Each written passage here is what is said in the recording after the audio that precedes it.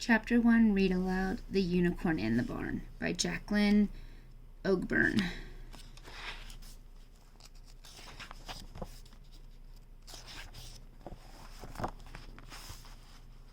Chapter 1. My dad always told me never surprise somebody swinging a hammer. Something is liable to get smashed. Still, when I first saw Allegra Brancusi, I couldn't help myself. She was slapping a no trespassing sign up against a tree. My tree. The one with the treehouse in it. "Hey, stop that," I shouted. She was raising the hammer to drive in the nail, and sure enough, the hammer went flying back over her shoulder and nearly clipped me in the arm. She swirled around and glared at me. "You shouldn't sneak up on people like that. It's rude." It's not like I had done a commando crawl through the bushes for the sole purpose of sneaking up on her. I had just walked down the path like always. Not my fault I couldn't see her until I got to the top of the ridge. "I'm posting these signs and you can't stop me," she said, shaking the yellow and black poster in my face. "I can see that. What I want to know is why. This is Harper's Woods, and I am Harper. That's my tree house up there, and you can't keep me out," I glared back. "Well, Mr. A. Harper, it should be called Brancusi Woods now, and I'm Allegra Brancusi. That's why." She swung her arm out, using the poster as a pointer. "My mother bought this farm. She told me to post these no trespassing signs on the sides of the property, in the line starting at the telephone pole. The telephone pole was the third one down from the mailbox, next to the road at the bottom of the hill. It had a ring of yellow and black signs wrapped around it. There was a stretch of weeds that used to be a cornfield, and right behind it the edge of the woods. Sure enough, a line of posters marked trees every few feet up to where we were standing. She was right about what the property line started, but not about where it ran. I set her straight right then. "So, Allegra, Hussey, didn't your mom tell you about the surveyor's stakes?" She shook her head. "Your property line starts at the pole, but it doesn't run straight up to the top of the ridge. See those stakes with the orange ribbons? That's where your line is." I pointed to the stake about 50 yards down the hill, and another stake 10 feet beyond that, and another beyond that. Her eyes followed my fingers, and she bit her bottom lip, looking uncertain now. "How do you know that?" she asked. "I helped the surveyor set them out. We had to sell the farmhouse, but my dad promised we'd keep the top of the hill. Bobby Knapp did the surveying. You can ask him." I picked up the hammer and handed it back to her. If anybody is trespassing here, it's you." "Oh," she said, taking the hammer and poking it through the loop of the leg of her carpenter's jeans. It was the first time I had ever saw a girl do that. Actually use one of those loops for that. We're supposed to.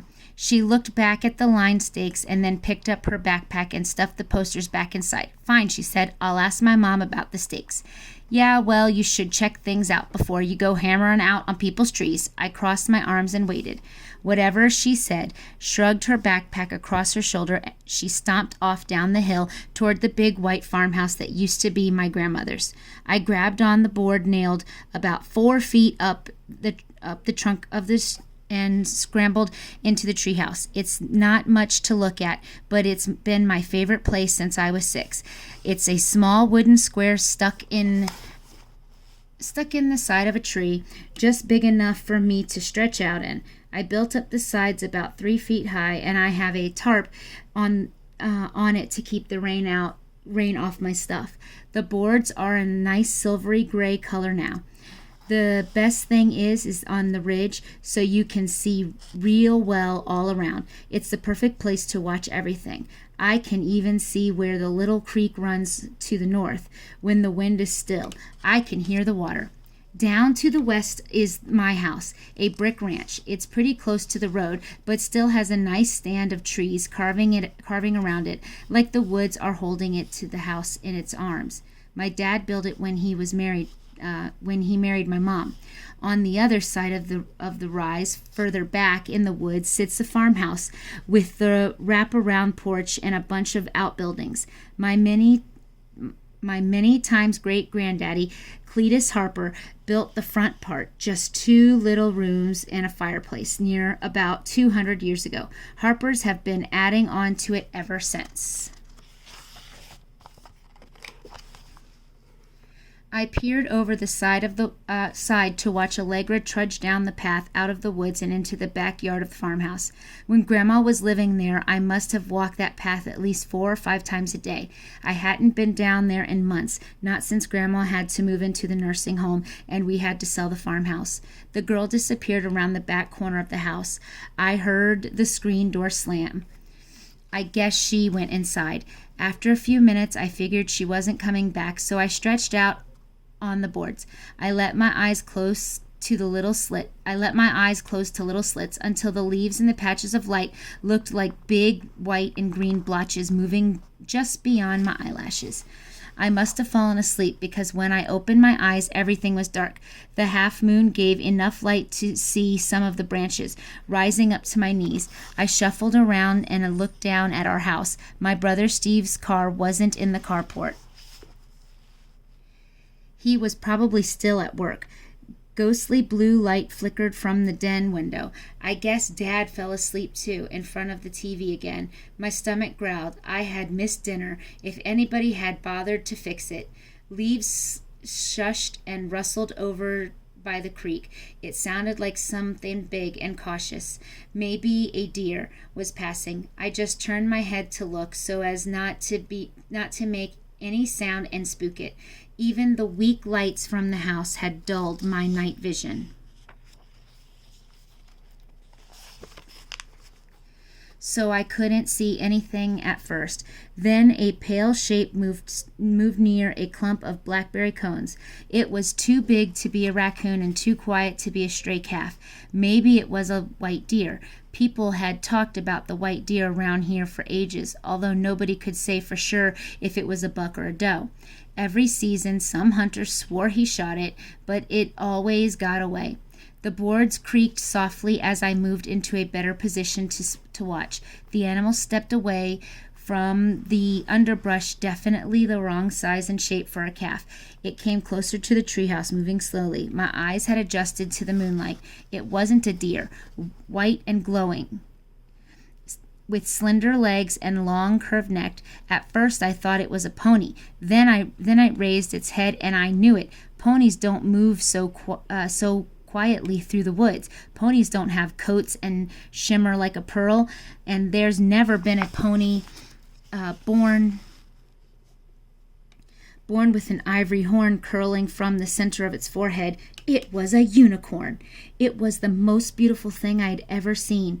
Looking at it, I got the most amazing feeling of comfort and happiness and excitement all rolled up into one, like when Grandma would sing me a lullaby, or when I smacked a baseball right out of left field, or when the air is charged just before lightning strikes. I had never seen anything so amazing. I could have sat there looking at it all night. Then I noticed a strange smell, like roses and pine and new-turned dirt. The unicorn picked its way carefully around the trees with a funny gait, 2 steps and a hop. Its head drooped, and after each hop it huffed, a sound almost like a snort. As it moved down the ridge, I realized that it was lame. The unicorn stumbled, and I shook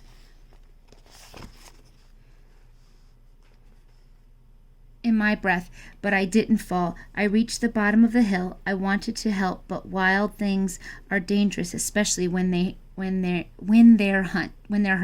And what could be wilder than a unicorn? Something so beautiful should be perfect. It shouldn't be hurting. I couldn't just watch it suffer. I started to climb down when it nickered a long, low call. A light flicked on inside the farmhouse. Then in the back porch light came on too. A tall lady walked out to the house, and stopped in the yard. She beckoned to the unicorn, then pulled open the barn door and stood to one side. The unicorn stopped, caught in the light from the barn, glowing like the moon. I thought it might bolt. It stared at the lady for a long moment before dropping its head and limping through the door. Once it was safely inside, the lady slid the door shut. That's the end of chapter 1.